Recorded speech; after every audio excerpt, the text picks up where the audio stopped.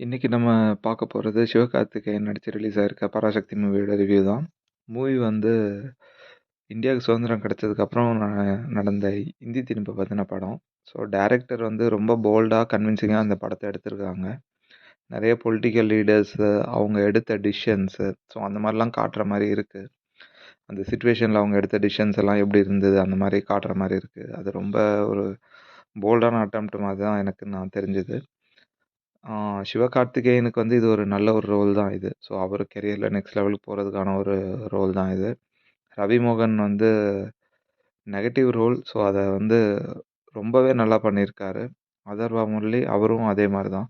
அவருக்கான ரோலும் வந்து பார்த்தீங்க அப்டின்னா, ரொம்ப இன்ட்ரஸ்டிங்கா ரொம்ப நல்லா வந்திருக்கு.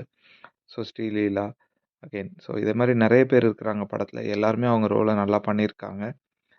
ஸோ மூவி வந்து ரொம்ப நல்லா வந்திருக்கு. ஸோ கண்டிப்பா வந்து ஒன் டைம் பார்க்கலாம்.